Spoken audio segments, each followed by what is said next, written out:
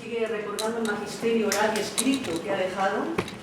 Tenemos con nosotros a Lola, su viuda, que ha tenido, en fin, la gran paciencia de estar permanentemente con nosotros en este momento, y que le voy a hacer entrega de este modesto ramito de flores para otra flor.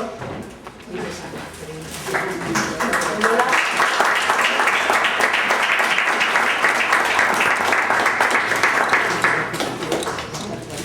Decir también que no solamente agradecerla a ella, en fin, el honor que nos hace en tenerla aquí entre nosotros y nosotras, sino también a Rafael, que nada más que se le insinuó el hacer un acto que lo propuso María Mela, él se entregó por completo a esta tarea, sabiendo efectivamente que en realidad era una cuestión de un recuerdo cariñoso a todas las personas del CAUN, aunque muchos de sus contemporáneos ya han desaparecido al igual que él. Entonces, la labor, no solo de Eloy Terrón, que es mucha, ahí se han dejado todos los cuadernillos que ha hecho él, que los podéis coger, porque el mayor homenaje que se hace a un escritor, a un pedagogo como él ha sido, es leerle, y de nada nos sirve tenerlos ahí almacenados, sino que cojáis uno o de cada, o sea, de los que os apetezca, que hay muchísimos cuadernillos de él. Era un gran pedagogo, era un filósofo cercano, nada oscuro, muy fácil de comprender, y que además aquí tenemos a un alumno, que fue de Eloy Terrón, un alumno, Manuel Trigales, otro alumno, Rafael. O sea, hay muchos alumnos, ha dejado un legado escrito y además, o sea, estupendo, y además, no sé, un recuerdo imborrable. Tenemos también, como sabéis, una sala que lleva su nombre.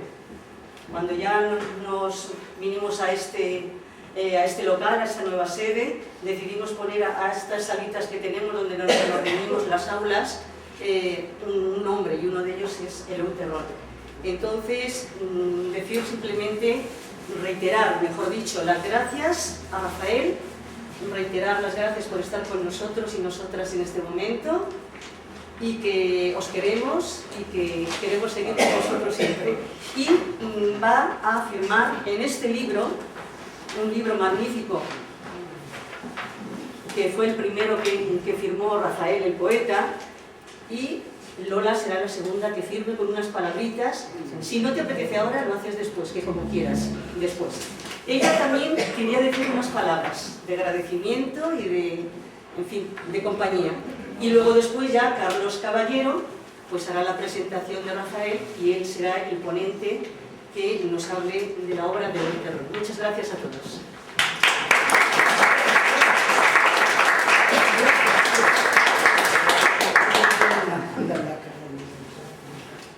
Queridos amigos, muchas gracias al Club de Amigos de la UNESCO de Madrid por la celebración de este acto en recuerdo de Eloy, y muy especialmente a quien ha dedicado muchos años ya a la recuperación de su obra inédita, Rafael Jerez. En el recordatorio que en el aniversario de su muerte publicamos en la prensa, aparece una reflexión que hoy ha quedado confirmada con este hermoso encuentro de alumnos del maestro Eloy Terrón. Tu experiencia y tus enseñanzas están presentes en las conciencias de cuantos te conocimos y amamos. Porque Eloy, ya desde sus años de formación, tuvo muy claro cuál iba a ser la función de su magisterio. En uno de sus escritos, islotes de conocimiento, como los denomina Rafael Jerez, recuperados bajo el título Filosofía como ciencia al servicio del hombre común, marzo de 2014, escribe Terrón: mi función en la sociedad, vista subjetivamente, se propone contribuir con mis trabajos originales a esclarecer la conciencia de los hombres y a promover la racionalidad general a fin de conseguir que el hombre actual pueda orientarse en el medio tecnificado en que vive, entenderlo y superarlo, y que así pueda luchar con éxito contra todos los viejos mitos y sobre todo contra los nuevos, que pueda luchar con éxito contra las diferentes formas de neurosis, contra todas las clases de manejos publicitarios y de acción psicológica. Contribuir a que cada hombre obre como hombre, utilizando lo que le constituye realmente como hombre, su razón. Creo que la organización misma de este acto y vuestra presencia certifican que Pedro lo ha conseguido. Pese a tantas dificultades, gravísimas algunas, que le acecharon a lo largo de su vida, de nuestra vida, le conozco, fui alumna suya desde los 19 años, y ahora tengo 80, con sus escritos, con su comportamiento, ha conseguido que nuestras conciencias hoy se sientan y sean más libres. Muchas gracias por compartir conmigo estos momentos. Muchas gracias.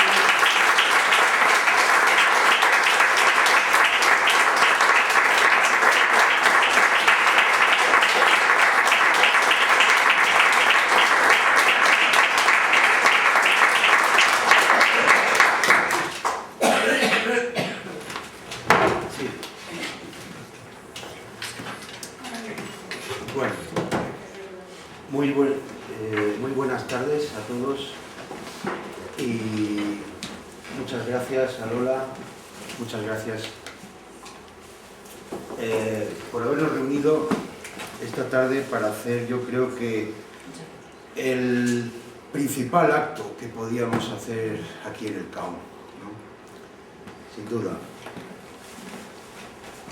Desde la época del fallecimiento de Eloy, la verdad es que este acto es un deber que tenía el CAUM, un deber quizá postergado durante mucho tiempo, aunque sí es verdad que otras publicaciones sí que hemos ido haciendo, pero realmente una convocatoria cercana, humana, en torno a la figura de quien sin duda ha sido el maestro de generaciones enteras y el maestro también del CAUM. Dándole vueltas un poco estos días a cómo plasmar en muy poquitas palabras la esencia de Eloy Terrón con respecto al CAUM, lo que hay que decir es que Eloy fue quien construyó el alma del CAUM. Realmente Eloy es un milagro, yo lo veo, yo no lo traté demasiado, sí tuve algunas conversaciones junto con Manolo Menchén y con Ramón Lidón, a quien quiero desde aquí lanzar un recuerdo porque no han podido estar con nosotros, y realmente la vida y la obra de Eloy son un verdadero milagro, un milagro del trabajo, un milagro de la constancia, pero todos lo sabéis, ¿no? Un chico de Fabero del Bierzo que con 12 años ya tuvo que empezar a trabajar, que le pilla la guerra, que tiene que salir corriendo de su pueblo, que tiene toda una serie de peripecias que llenan, de hecho, su juventud, y con un enorme trabajo, con una enorme constancia, se convierte en uno de los principales intelectuales, pedagogos, filósofos, antropólogos y muchas cosas más en este país, ¿no? Realmente es impresionante la obra, porque fue un hombre que no dejó de escribir nunca, y la constancia. Realmente la idea clave, desde mi punto de vista, es su empeño en descubrir el proceso de la conciencia. Leyendo sus obras, uno llega a la conclusión de que él se autoanalizó múltiples veces para darse cuenta cómo él, partiendo de donde partía, fue capaz de llegar a unos niveles de comprensión de la realidad natural y social y de la conciencia. Pero es que además dedicó toda su vida a un magisterio, o sea, a la elevación de la conciencia colectiva, la conciencia siempre social, como señalaba en muchos lugares, ¿no? Entonces, para el CAUM, cuya labor, como todos sabéis, ha sido en el fondo la elevación de la conciencia popular desde su origen, siguiendo los principios de la UNESCO y la defensa de los derechos humanos, claro, el magisterio del hoy es fundamental, ¿no? Y hacia el futuro, o sea, la responsabilidad nuestra sigue siendo mantener el Club de Amigos de la UNESCO en la línea de la creación de la conciencia colectiva, la creación de la conciencia popular y tenerlo en cuenta a él, no solamente como un ejemplo vital, leer sus escritos, leer su obra y meditar sobre lo que aquel ejemplo ha significado. Y claro, pues una de las personas o la persona que más nos ayuda a ello es Rafael Jerez, ¿no? Rafael Jerez, bueno, algunos dicen albacea, su discípulo, pero el que de una manera más constante, fiel y continua sigue difundiendo su obra, porque es impresionante la obra de edición que Rafael Jerez ha hecho y está haciendo de los manuscritos de Eloy. Eloy, como él seguramente nos comentará, fue un hombre que escribió miles y miles de páginas, muchas de ellas no han sido publicadas o no han sido difundidas, ¿no? Entonces Rafael, vía internet y vía publicaciones, pues es la pieza clave de la transmisión del conocimiento y del ejemplo de Eloy. Rafael Jerez Mir, filósofo, pedagogo, profesor de filosofía, profesor de pedagogía, al que humildemente en nombre del CAU pues también le agradezco toda su voluntad en participar y en transmitirnos un valor que sin duda para nosotros, para todos los miembros del CLAUM, es básico. Y sencillamente pasarle la palabra a nuestro amigo.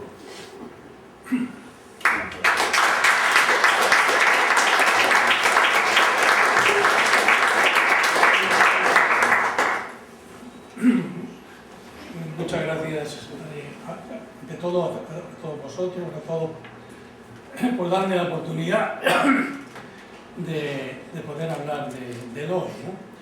Y gracias a Marilola por esas palabras, que las quería un párrafo que yo, ese párrafo que ha leído está al principio del texto mío, y porque me parece muy clave, gracias a Carlos, gracias a Teresa.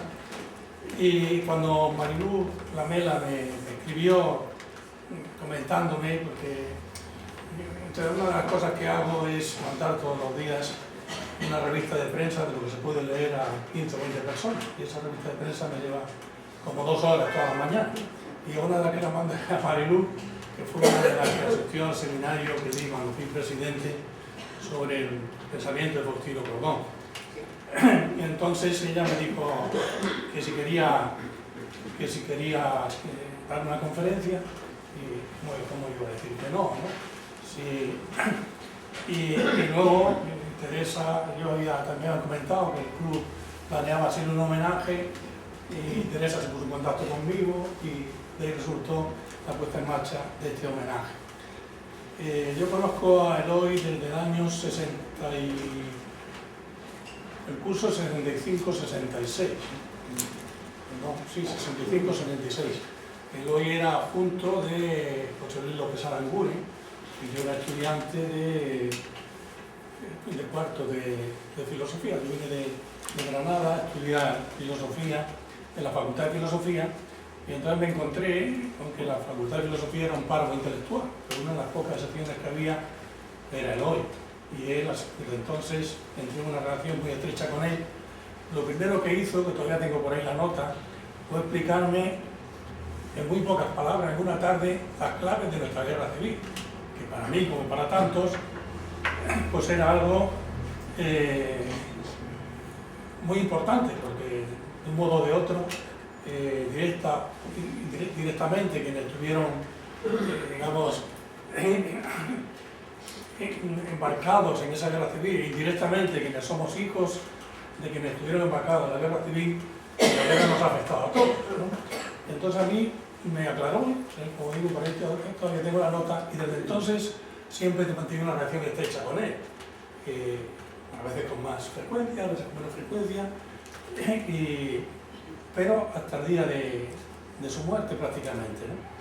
De modo que para mí ha sido un maestro y más que un maestro.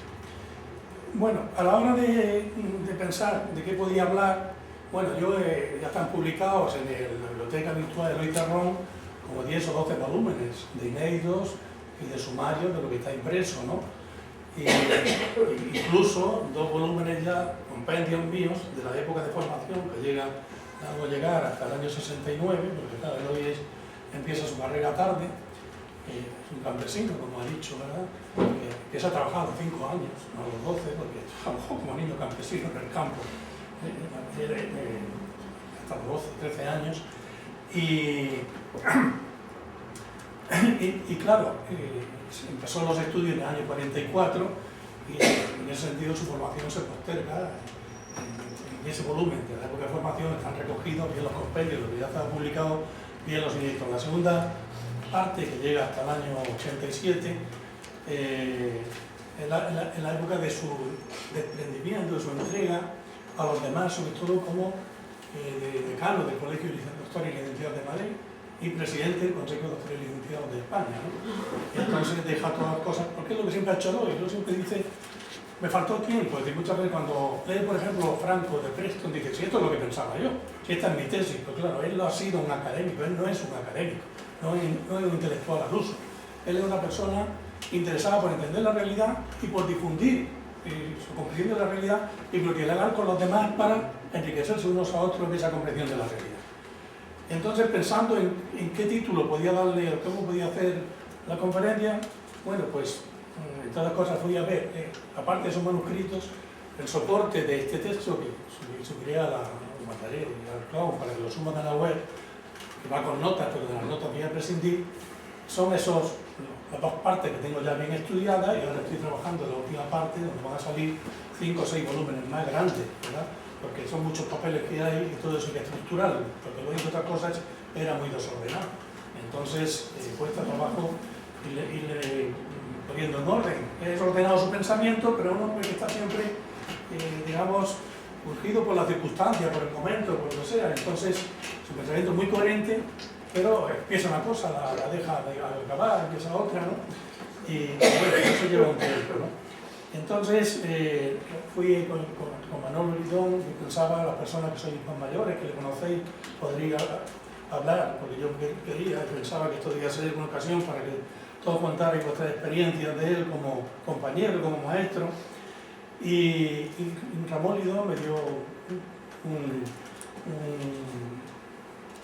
una serie de escritos, una serie de documentos con los que he podido completar el texto que voy a leer por precisión y por ahorro de tiempo, ¿no? Entonces, el título de la conferencia, que ya sabéis, y empiezo diciendo 3 días después de su fallecimiento, el 25 de marzo de 2002, se publicaba en el diario del País mi nota necrológica de Eloy Terrón, maestro socrático intelectual del pueblo, que concluía con estas palabras.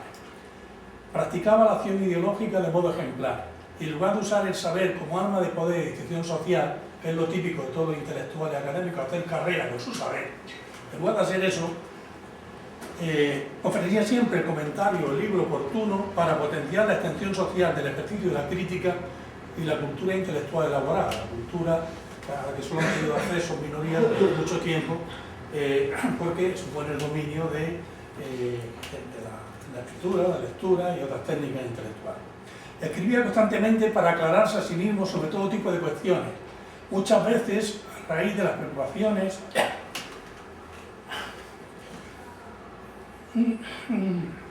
de aquellos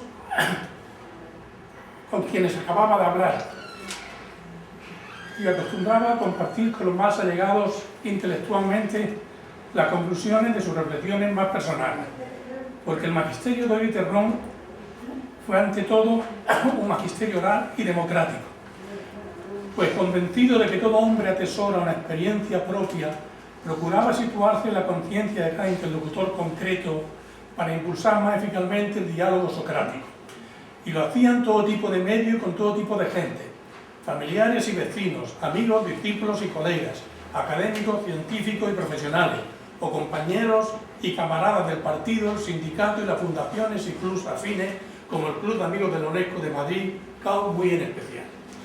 Ilustrar esto último será el objeto central de esta exposición y se hará distinguiendo dos periodos, de los primeros 10 o 12 años del club, cuando fue presidente de su comisión de educación, y de su vuelta al mismo como presidente a partir de septiembre de 1983.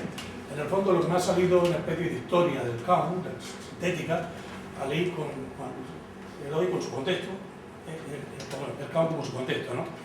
Entonces tiene dos partes. La primera es presidente de la Comisión de Educación con Pamela O'Malley, entonces Paloma Cris, casada con Paloma O'Malley en la Secretaría, 1963-1974. A raíz de la publicación, este texto es en la revista Ínsula entre 1660 y 61 de varios trabajos sobre el lenguaje de las letras y el lenguaje de la ciencia para formular una teoría de la divulgación científica, esto es literal, esa frase literal de Eloy Terrón concluía una entrevista periodística con la idea que había llegado a hacerse sí mismo como intelectual. Vienen dos párrafos, el primero no lo ha leído Marilola, el segundo el que ya ha leído, leo solo el primero. Mi tarea concreta como intelectual consiste en elaborar la experiencia decantada de la actividad humana general en una teoría general que sirva a dos fines: para unificar integradamente en un esquema conceptual único las imágenes parciales procedentes de la experiencia decantada de cada actividad concreta, ciencia, arte, etc. Y segundo, para que esta imagen general sirva a su vez de guía orientador de la actividad general humana. Luego viene el párrafo de la función subjetiva de la sociedad. Pues bien, por esas mismas fechas, el Club de Amigos de la UNESCO, creado en 1959 por una serie de intelectuales afines al régimen, por cierto, entre ellos 2 o 3 granadinos, yo soy de Granada, el falanquista Rosales, ¿no? y Gallego Morell, ¿verdad? Que son casi profesor mío, en Granada, y legalizado el 15 de marzo de 1961, superaba esa orientación inicial para pasar a convertirse en una asociación democrática abierta a los núcleos de resistencia crítica y política frente a la dictadura, con el fin de crear conciencia social, política e ideológica. Su núcleo lo constituía un grupo de socios ideológica y políticamente bien cohesionados y con 2 líderes natos: Manuel Menchén, un especialista en arte gráfica, y un preso político recién salido de la cárcel que sería el alma del club, y Rafael Taibo, un profesional de la comunicación brillante, combativo y especialmente dotado para hacer frente al acoso policial y político de la dictadura y sus instituciones, comenzando por la propia Comisión Nacional de Cooperación con la UNESCO, el organismo oficial, ¿no? Y todo ello con una estrategia, una táctica legal y democrática inteligentes al escribir de forma sistemática los documentos y resoluciones de la UNESCO y otras instituciones internacionales reconocidas ya formalmente por el régimen, comenzando por la Declaración Universal de los Derechos Humanos de 1948, de la que en sus 20 aniversarios se distribuirían, por cierto, mano a mano, más de 2 millones de ejemplares. Se distribuirían por gente del campo. Ahora bien, aun cuando algunos directivos fuesen comunistas y el régimen los tratara siempre como tal, el club no fue nunca un instrumento partidista. El partido, le decía Armando López Salinas a Antonio Gómez cuando preparaba su libro sobre el CAU, que he traído 2 ejemplares, estaba entonces en un intento de penetración en todos los lugares, buscando plataformas de democratización y de participación de las gentes en la vida política y asumiendo una actividad democrática en general. Nos reuníamos con María, no pone el apellido, pero es María Quesada, con Menchén, con Terrón, con José Luis Gallego, y discutíamos las cosas que se podían hacer y las líneas a seguir, claro, pero siempre en el sentido de hacer todas las actividades culturales amplias y desarrollar el club trayendo más socios y hacer también que la, llamémosle, intelectualidad clásica, escritores, músicos, pintores, profesores, llegar a los socios que mayoritariamente eran trabajadores, estudiantes o empleados. ¿Cómo éramos los comunistas en aquel tiempo? Todos los días, un día y otro, inasequibles, dejándose el pellejo en la tarea, y además con el sentido de apertura enorme y una amplitud magnífica en el trabajo cultural, porque por el club pasó todo el mundo. Basta leer el libro para comprobarlo, ¿no? Eloy Terrón participó pues de forma directa en la gestación de la nueva orientación del club. Si bien no ingresó formalmente en él, probablemente los demás tampoco, ¿no?, con el número de socios 296 hasta el 11 de marzo de 1963. esto es, mes y medio largo después de su presentación pública el 20 de enero en el Instituto Municipal de Educación. Un acto, por cierto, que los socios más conscientes y combativos supieron aprovechar para reforzar la idea de hacer del CAUN algo más que un club. De hecho, al debatirse 4 días después en la primera Asamblea General su organización y funcionamiento, se impuso ya como opción de la mayoría el estudio y la difusión de los derechos humanos y su aplicación para crear conciencia social y política y reivindicar la libertad y la democracia frente a la fórmula del casino republicano que era la opción de los socios fundadores. Tras ese acuerdo, el club se organizó conforme al modelo de la propia UNESCO, con un secretario general adjunto y 3 comisiones con sus respectivos presidentes y secretarios: Educación, Ciencia y Cultura, a la que se adscribieron las áreas de la paz y comprensión internacional y los derechos humanos. Eloy Terrón asumió la presidencia de la Comisión de Educación con Pamela Cris, de Casada Pamela Maley, del Sindicato de Enseñanza de Comisiones Obreras en la Secretaría. Daniel Lacalle se hizo cargo de la presidencia de la Comisión de Ciencia y Técnica y María Luisa Quesada ocupó la de Cultura. Los socios y simpatizantes del club pudieron constatar muy pronto la talla humana, ética y política de Eloy Terrón, la accesibilidad universal de su magisterio oral y la profundidad crítica y el rigor de su pensamiento.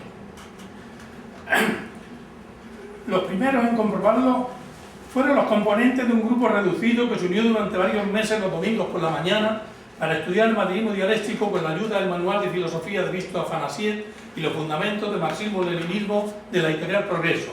Y luego, tantos otros como siguieron sus cursillos, escucharon sus conferencias o se pararon a hablar con él aquí o allá en un momento u otro buscando orientación. Que sepamos, Eloy Terrón abordó ya el 13 de enero de 1964 la situación de la educación en la encrucijada. Todos los textos normalmente llevan una nota con la referencia de dónde están, en qué parte se va a encontrar la biblioteca de Eloy Terrón, ¿no? El primero es este. Desde una perspectiva universal. Y el 29 de septiembre de ese mismo año participó junto a Ricardo Domenech, José Monleón, Elena Soriano, Rafael Taibo, Antonio Bueno Baroja y Ramón María López en la mesa redonda con que se inauguró la conmemoración del centenario del nacimiento de Miguel de Unamuno. Pero fue en 1985 cuando, aparte de ocuparse puntualmente Galileo y la sociedad de su época, el 17 de septiembre impartió durante 2 meses 2 cursillos intensivos: Introducción a la Sociología e Introducción Histórica al Programa Actual de la Ciencia en las primeras sociedades, o con otro título, La Agricultura y los Orígenes de la Civilización hasta el Renacimiento, cuya introducción general es, por cierto, impresa al siglo X por el club. Pero no solo esto, porque al mismo tiempo, como presidente de la Comisión de Educación, se ocupó por de pronto de bosquejar su organización, estructurando el departamento de trabajo en 7 secciones, a saber, correspondencia y difusión de materiales, educación extraescolar, educación de adultos, educación permanente, acción juvenil, educación física, lucha contra la discriminación en la escuela y los prejuicios sociales y de clase, a partir de la Convención relativa a la lucha contra la discriminación en la esfera de la enseñanza, aprobada por la UNESCO en 1960 y ratificada por 30 naciones, y que el CAO imprimiría en 1967, educación de la mujer y estudio del conocimiento mutuo, importancia del turismo, los estereotipos de cada país hacia los extranjeros, Oriente y Occidente. A la primera sección, correspondencia y difusión de materiales, le asignó la correspondencia con los organismos especializados de la UNESCO y la difusión de sus recomendaciones, programas sobre educación en todos los niveles, ayudas que ofrecían y otros materiales. A la segunda educación extraescolar, educación de adultos, a la segunda sección, extraescolar, educación de adultos y educación permanente, la atribución de otras funciones, las 3 siguientes: el estudio de la mejor forma de organizar cursillos para ampliar los conocimientos de los jóvenes en edad escolar, así como los de los adultos, y establecer círculos de lectura y de estudio de temas interesantes, estimulando la participación de ellos. La creación de un grupo de estudios sobre la ocupación de tiempo libre de forma digna para el texto del literal, para lo que se solicitaría a la UNESCO los documentos y conclusiones de la Conferencia Mundial al respecto, celebrada en 1960. Y tercera, la organización de un grupo de estudio y de un seminario de difusión de la UNESCO y otros organismos internacionales con especial atención a su labor educativa y la formación de expertos para cooperar con los trabajos exteriores del club. La sección juvenil tendría que ocuparse de organizar un círculo de estudio de los problemas juveniles y de pedir información a la UNESCO sobre las empresas asociadas de la juventud, así como de requerirle los documentos y conclusiones de la Conferencia Internacional sobre la Juventud celebrada en Grenoble en 1964, en la que se acordó la creación de una red de instituciones nacionales y regionales destinadas a la educación extraescolar de los jóvenes. O en fin, la cuarta sección, educación física, debería constituir un círculo de estudio de la importancia y significación de la educación física, del deporte en la sociedad moderna, analizar la práctica actual de los deportes y su influencia sobre las masas con especial atención a su carácter evasivo y redactar un manifiesto del deporte. Por otra parte, en el plan de trabajo a realizar por el club aprobado en la Asamblea General de 1965, se asignaba a la Comisión de Educación un programa específico con dos quehaceres principales. La programación literal, la programación de un calendario de actos para contribuir a destacar la labor celebrada por la UNESCO en la educación y la organización de sendos seminarios de estudio literal, de estudio y documentos sobre los problemas de alfabetización local y sobre los problemas de la paz y la defensa de los derechos fundamentales. Pues bien, en 1966 Eloy Terrón hablaba en el club precisamente de derechos humanos y sociedad, y de paz, ciencia técnica y humanismo, e inauguraba un seminario de estudio y documentación sobre los problemas de la alfabetización local al ocuparse el 8 y el 15 de septiembre del analfabetismo en España y su condicionamiento social y económico. En 1966 escribía Pamela O'Malley en su tesis doctoral. La tesis doctoral la leyó en la Open University en 1990 y el funcionario responsable del acto le escribe al día siguiente a Eloy Terrón agradeciéndole el trabajo como externa supervisor de ese proyecto, o sea que él fue el tutor, el director externo, ¿no? Bueno, es una historia de educación de España de Franco, el libro, ¿no? Que es publicado hace poco, ¿no? En el año 5, hace pocos años. En 1996 escribía Pamela O'Malley en su tesis doctoral, la Comisión de Educación del Club organizó un seminario sobre el analfabetismo de España, en España y sus causas, encabezado por un profesor universitario que había dimitido de su cargo con motivo de la expulsión de compañeros suyos en 1965. Nota a pie de página se recuerda, yo era alumno de Eloy, estuve allí presente cuando él se dedicó a nosotros para los que dimitían, en el aula de la Complutense y la Moncloa, ¿no? Se intentaron hacer públicos los resultados del seminario para así formar grupos de estudiantes dispuestos a ir a diferentes barrios de la ciudad para organizar clases de alfabetización para adultos. Para desarrollar esta actividad se necesitaba la colaboración de los colegios de primaria, pues eran el lugar idóneo y obvio donde impartir estas clases. Sin embargo, como resultado de la presencia de la comisión un eficaz espía policial, el gran número de directores de colegios que en las clases de alfabetización les parecían razonables y deseables, recibió la visita de la policía secreta para hacerles saber la naturaleza subversiva de esta actividad en apariencia loable. Sigue hecho. Como es bien sabido, esa intervención policial no fue la primera ni sería la única, ya que el acoso policial y político del club por la dictadura fue permanente. Agentes infiltrados como socios y simpatizantes, informes policiales, prohibiciones y suspensiones de reuniones, asambleas, actividades culturales y publicaciones, agresiones periodísticas, etcétera, etcétera. Y esto pese al idóneo de la táctica legal y democrática que le opuso siempre el club con todos los medios a su alcance. Recursos jurídicos, informes y sólido apoyo a la oficina principal de la UNESCO en París, circulares informativas, edición y difusión de documentos UNESCO, cartas abiertas a los periódicos, tentativas para recabar la ayuda de la propia delegación permanente de España ante la UNESCO del régimen en París, con poco éxito por cierto. De hecho, en 1966-67 la actividad del club remitió, aunque el año 1968, Año Internacional de los Derechos Humanos, posibilitó cierta recuperación. Por de pronto, el club envió a todos los socios un amplio dossier sobre el Club de Amigos de la UNESCO del Año Internacional de los Derechos Humanos, con un extracto de la Declaración Universal de los Derechos Humanos a modo de introducción, una bibliografía básica y 5 secciones. Primera, los derechos humanos ante la ONU. Segunda, la ONU y la Declaración Universal. Tercera, la Declaración Universal y los organismos especializados. Cuarto, programa de la ONU para el Año Internacional. Y quinta, programa del CAUN para el Año Internacional. En cuanto a la Comisión de Educación en concreto, nos cuenta Pamela O'Malley.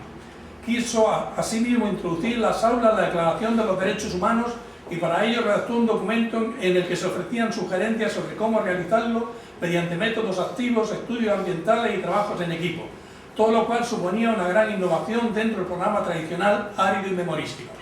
Como medio de alcanzar a más profesores, la comisión distribuía documentos de la UNESCO y se personaba para procurar hablar con los profesores.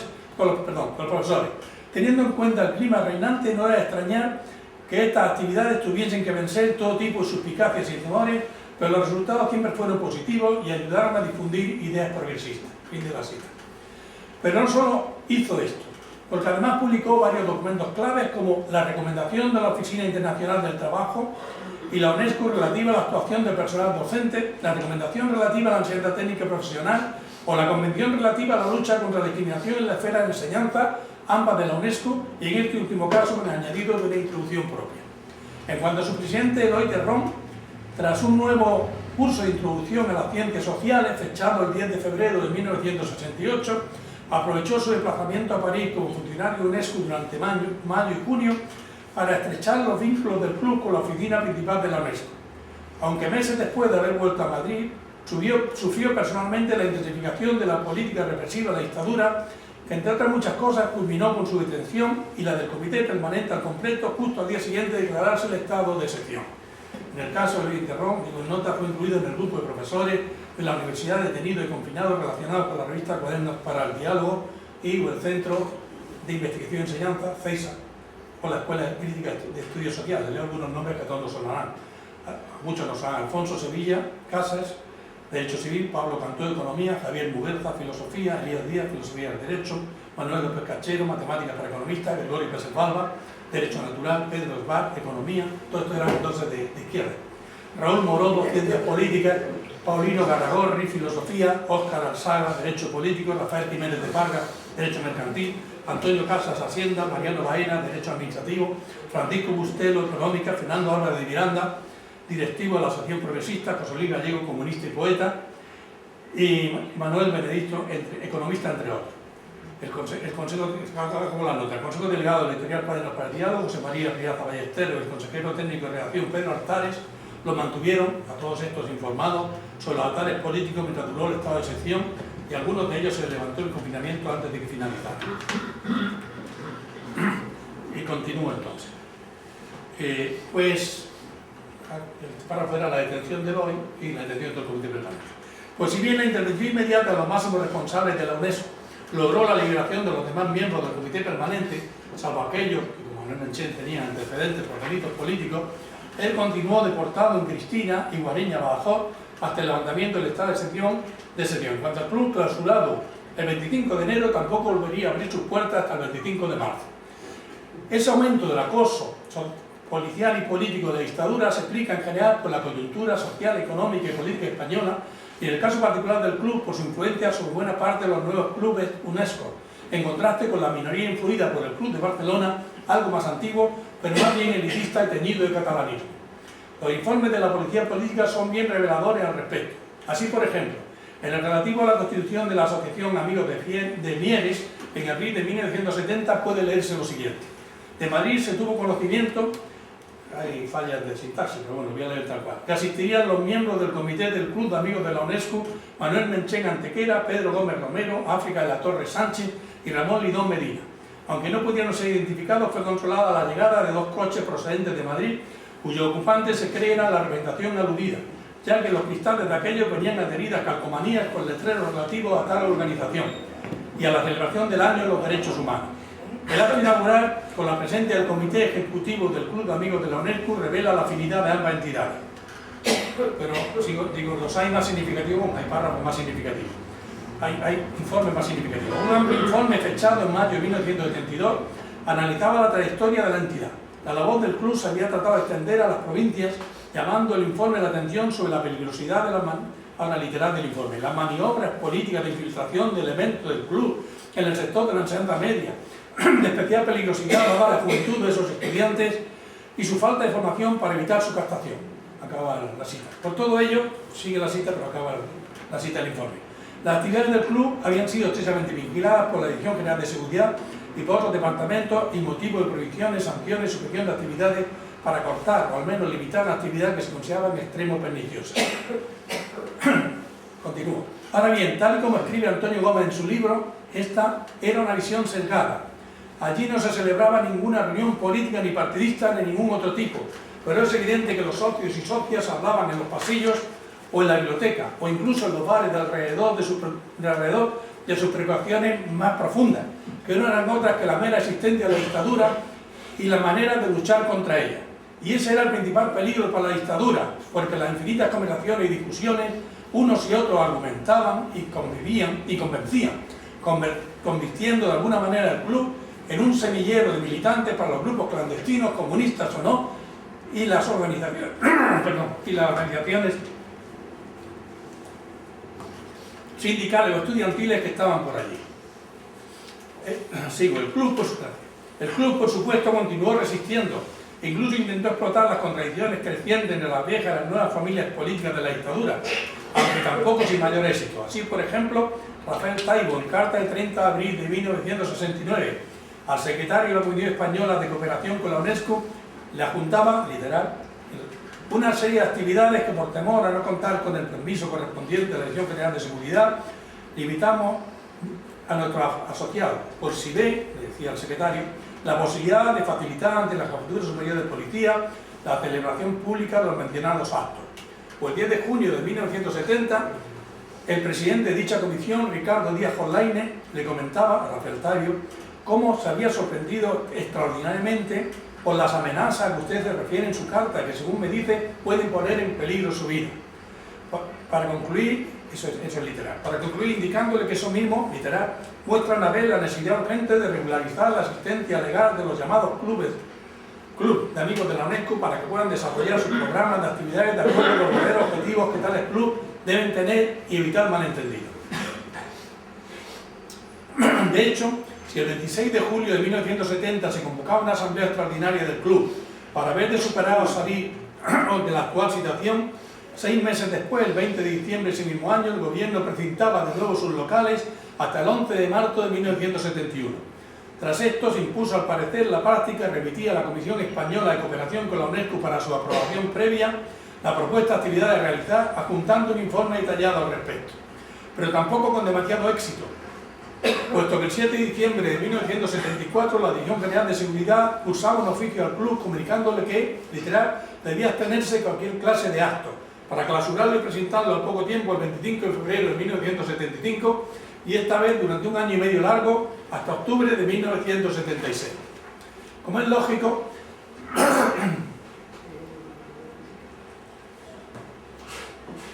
el magisterio oral de Eloy Terrón en el club no pudo menos que acusar la incidencia de ese contexto policial y político. Por de pronto, su cursillo de 1970-71 sobre el origen del hombre y determinación de la conducta humana del primate primano al hombre, que el club imprimió a ciclo Steve, tuvo que desarrollarlo en los locales del Colegio Obispo Perelló.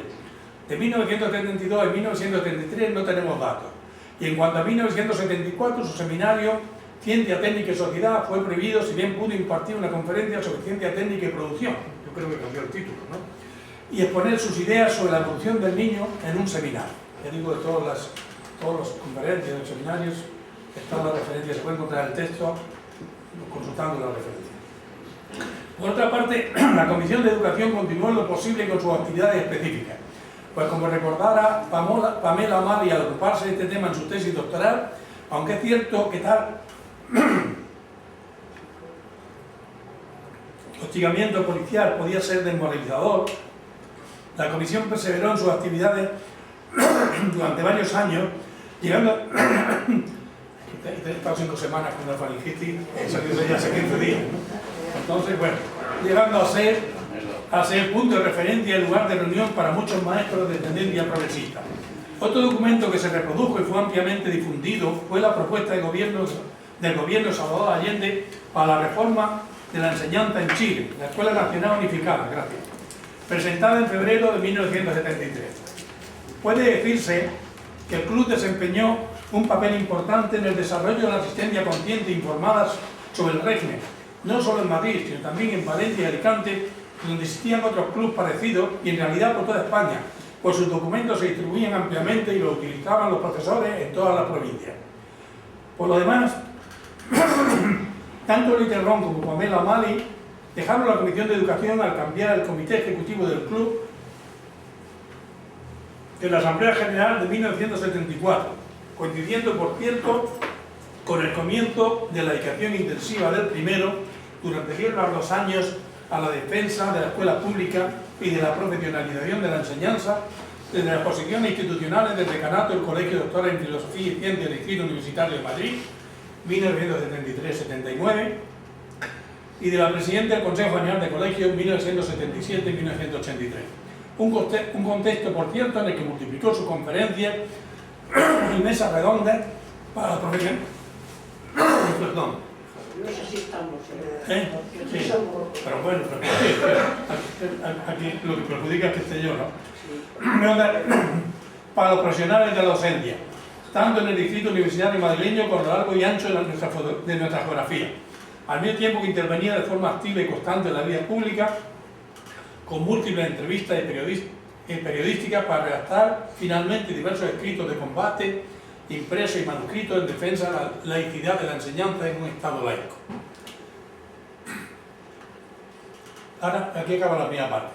Ahora viene la segunda parte, cuando fue presidente desde el año 83 al cesar José Luis Avellán, que fue nombrado representante español ante la UNESCO en París, hasta el año 89, en enero 89 se cesó para asumir la presidencia de la Fundación Imperial.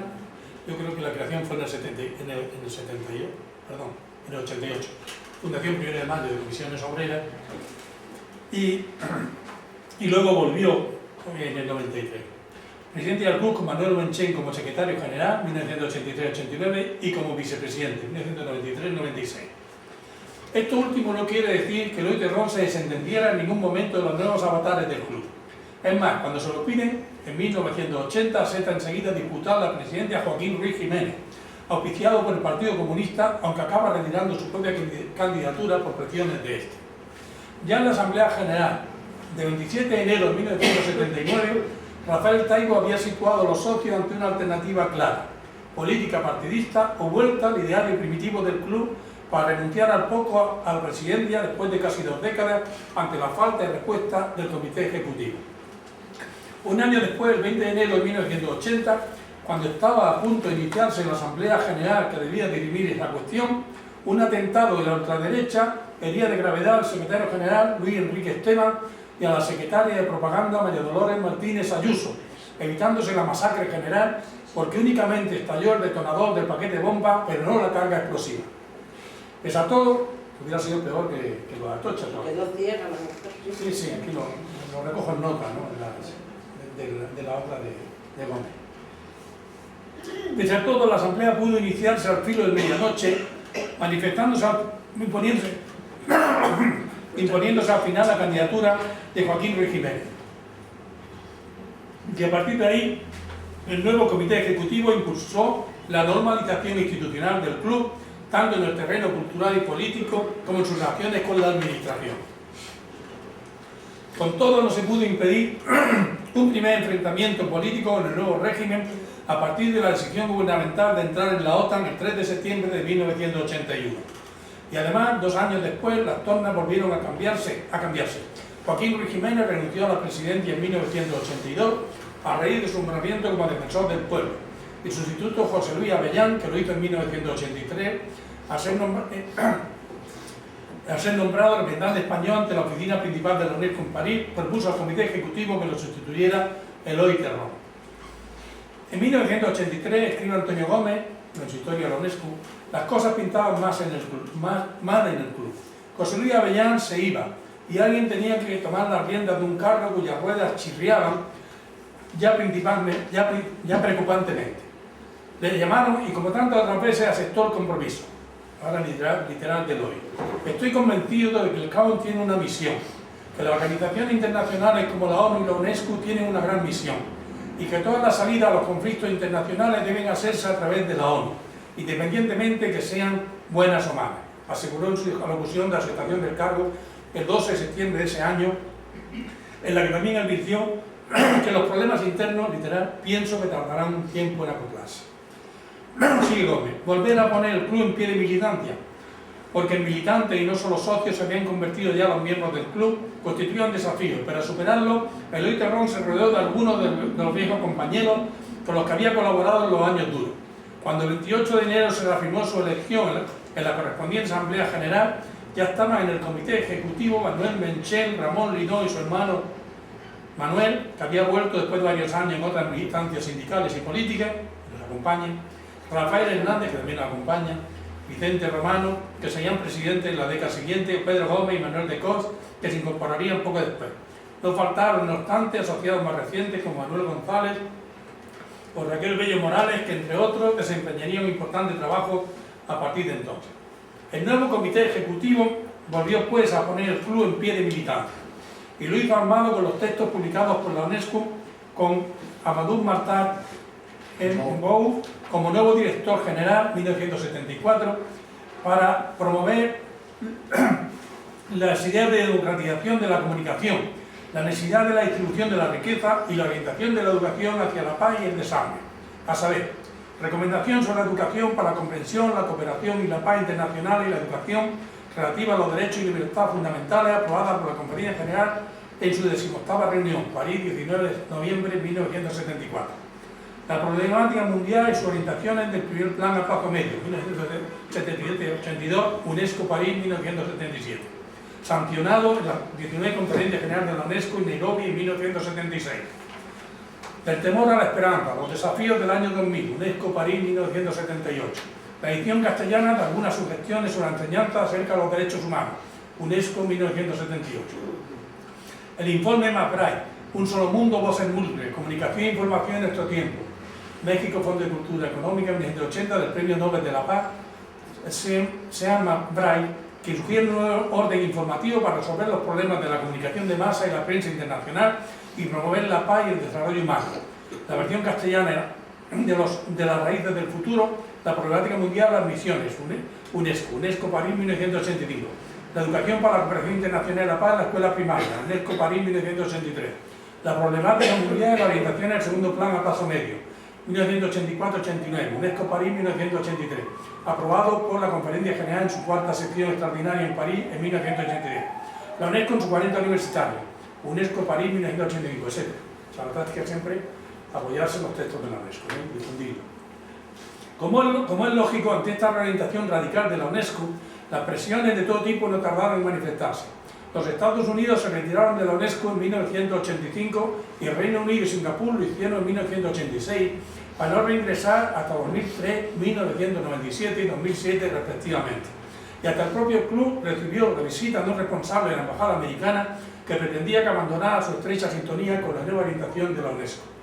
Por su parte, Eloy Terrón, como nuevo presidente del club, tuvo que enfrentarse como tal, haciendo frente a ese tipo de ataque, como las insidias de Ricardo de la Sierva en el diario Ya de la jerarquía católica contra el director general de la UNESCO y su nuevo representante español en París, José Luis Avellán. Nota a pie de página la referencia del texto. O la maniobra a favor de las empresas editores de libros de texto por parte del Club de Barcelona, con el apoyo, por cierto, representante del director general de la UNESCO, Mr. Debrecht, aprovechando la reunión de los clubes UNESCO en Madrid el 18 de junio de 1984. El texto correspondiente también está aquí la referencia, está también publicado. Por otra parte, el 7 de junio de 1982 se había iniciado la campaña por la paz y el desarme de las Naciones Unidas, dirigida a los depositarios del saber, los científicos, los profesionales de la educación y la cultura y los profesionales de la información, y reforzada luego por la UNESCO en su plan a plazo medio, mediante la promoción de investigaciones sobre la paz, las manifestaciones de violación de la paz, las causas que impiden su realización, las vías y medios que permiten eliminarlas y las medidas a tomar para mantener y reforzar una paz duradera y constructiva a nivel de los pueblos de la sociedad del mundo. Este final del texto de la UNESCO. De modo que tanto el nuevo comité ejecutivo como su presidente pasaron a centrarse en los problemas de la paz y el desarme. Por eso, si el 6 de octubre de 1982 Eloy Terrón había optado por la problemática del medio ambiente dentro del ciclo sobre la misma, en el 20 aniversario del club, en 1983 hablaba de los derechos humanos en la UNESCO el día 10 de enero, ¿no? En el marco de la primera semana cultural organizada por el CAO en el Colegio Público Jamaica, coincidiendo con el aniversario de la Declaración de los Derechos Humanos. Y el 27 de ese mismo mes abría las secciones del Comité por la Paz y el Desarme en el club con una introducción a la paz y el desarme. Eso a principios de año, porque en octubre disertaba sobre el ser humano y la paz, el día 24, sobre la paz y el desarme el 25, y sobre la situación actual de la UNESCO el 31. Todo ello en el Círculo de Bellas Artes en el marco de la Semana del Desarme, organizada a finales de octubre por los grupos pacifistas integrados en el Comité de Acción por la Paz y el Desarme, con mesa redonda y debate, exposición de pintura, escultura, cerámica y grabado, proyección de películas y montajes visuales, etc.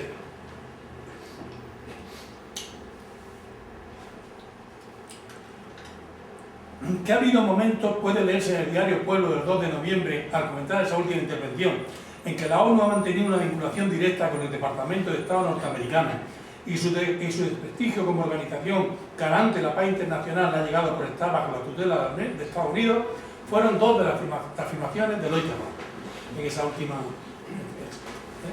texto, última conferencia. Terrón también afirmó que paralelamente al desprestigio de la ONU, la UNESCO también sufrió su degradación al convertirse en una sucursal propagandística de la política norteamericana. Según Terrón, hoy la ONU ha dejado de ser un instrumento exclusivo de los vencedores atlánticos de la Segunda Guerra, lo que emplea a conferirle cierta credibilidad.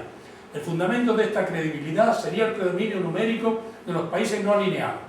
El despegue de la UNESCO en Estados Unidos avanzado a los 70, según el Terrón, no es solo una evidencia, sino un factor de esperanza en la posibilidad de evitar el holocausto nuclear, cuyo peligro amenaza a todas, pues, entre comillas, las bombas no van a distinguir ideología. Luego, sigo yo. Ese tipo de actuaciones se combinan con la campaña contra la entrada en la OTAN. Y Eloy Terrón, en concreto, abre a finales de 1984 con Luis Otero y Rafael Fernández Durán el ciclo organizado por el Comité Anti-OTAN de la Facultad de Política y Sociología de la Universidad Complutense de Madrid entre el 26 de noviembre y el 2 de diciembre, o el 25 de septiembre de 1985 diserta sobre la paz y la guerra al inaugurarse las jornadas sobre ventajas e inconvenientes de pertenecer a la OTAN las jornadas del 25 de diciembre del mismo mes, organizadas por las Mujeres por la Paz, el Club, la Secretaría de la Mujer de Comisiones Obreras, la Secretaría de la Mujer del PCE y Mujer y Socialista. Todo ello viene a culminar en 1986, el año del referéndum sobre entrar en la OTAN, realizado el 12 de marzo con el resultado de 7 millones de ciudadanos en contra y 9 a favor. Pero también el Año Internacional de la Paz.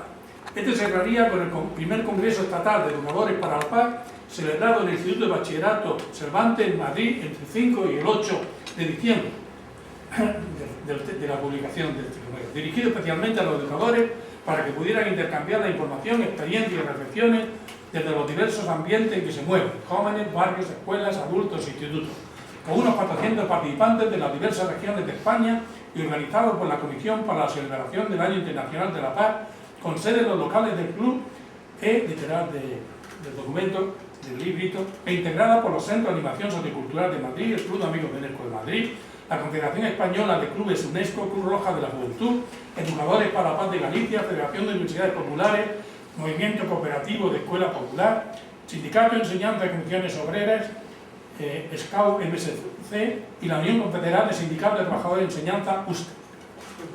Eloy Terrón, por su parte, en abril-mayo de ese año, escribe en el boletín informativo del club sobre la UNESCO 40 años impulsando el camino de la paz. Nuestra guerra civil a los 50 años y el hombre y el universo hacia una cosmovisión científica, incluyendo los programas de sendos seminarios a realizar sobre los dos últimos temas.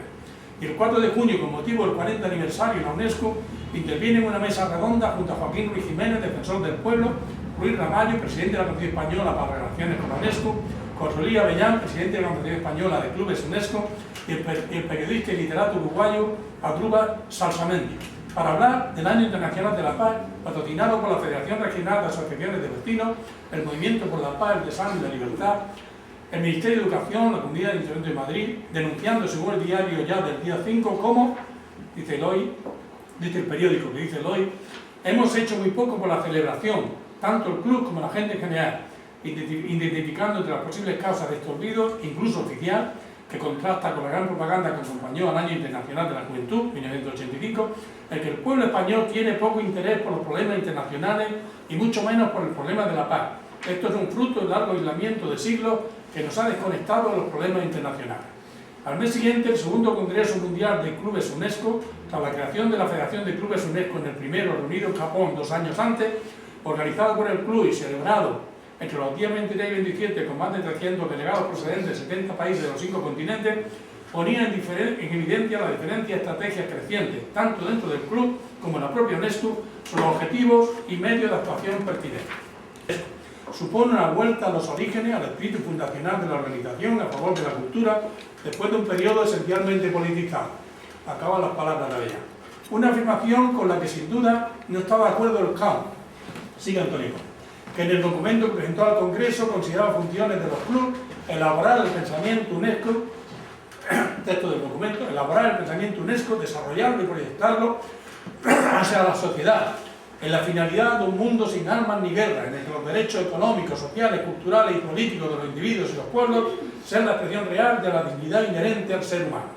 Pues bien, poco después, Eloy Terrón clausuraba las quintas jornadas pedagógicas celebradas en Valladolid, hablando de la escuela y la paz, el 13 de septiembre, y abordaba el 28 de noviembre junto a Luis Otero y Federico Durán la problemática de la universidad, ciencia y militarismo, dentro del programa de actos del Comité Antiota de la Facultad de Ciencias Políticas y Sociología de la Universidad Complutense en Madrid, desplegado entre los días 28 de noviembre y 2 de diciembre.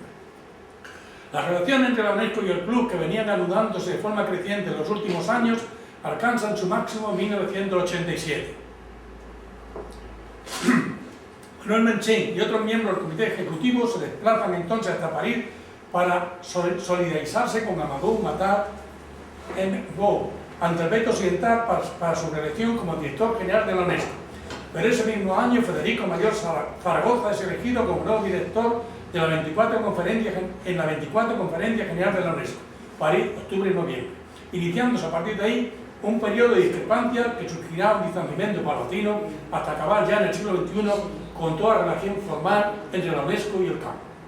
Por lo demás, tras el segundo encuentro estatal de educadores para la paz celebrado en el Colegio Ciudad de Jaén entre el 2 y el 6 de diciembre de 1988, Eloy Terrón y Manuel Menchén daban paso a un nuevo comité ejecutivo en la Asamblea General de enero de 1989, aunque no sin que antes el primero planteara a los socios la necesidad de, palabras de Eloy Terrón, impedir que la asociación pueda verse influenciada por meras apetencias personales, solo interesada en cultivar parcelas de la cultura completamente diferenciadas de todo contenido social. Acaban las palabras de Eloy. Al tiempo que denunciaba, palabras de Eloy, el abandono informativo de que son objeto los temas de mayor interés público de la UNESCO y de las Naciones Unidas, determinante que los preceptos universalmente reconocidos, algunos de carácter jurídico, no están siendo asumidos a nivel popular como instrumentos de defensa utilizados por los ciudadanos. Voy terminando. 4 años después, en 1993, Eloy Terrón volvía a la presidencia y Manuel Menchén asumía la vicepresidencia, aunque en el caso del primero con un doble hándicap, por los condicionamientos del agravamiento de la enfermedad de Parkinson que le había sido diagnosticada en 1984 y por la necesidad de dar fin a sus estudios de sociología de la cultura, con especial atención al caso concreto de su pueblo natal, Fabero del Viejo. Por eso, quizás la preeminencia en esta última etapa es su magisterio escrito sobre su magisterio oral. Todas estas conferencias son magisterio oral, ¿no? Comenzando por los cuadernos de los clubes UNESCO, que es la cultura, 1993, está agotado, comportamiento y inteligencia en el devenir del hombre, 1993, que está agotado, significación política y cultural de la lectura, que existen ejemplares en otros cuadernos, esta en colaboración con Manuel Menchén, y por qué la falta de hábitos de lectura, que también está en alguno de esos cuadernos. A los que había que añadir al menos las reflexiones sobre la enseñanza y la vida de cara al proyecto científico y pedagógico del aula popular de enseñanza libre e integral APELI durante el curso 1994-95, que está también, que preparé yo y está también editado como cuaderno aparte y también está allá al fondo, lo he visto antes.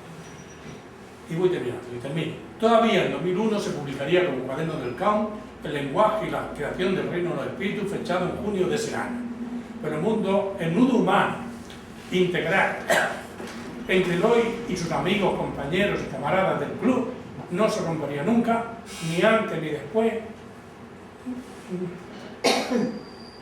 de su muerte física. Muchas gracias.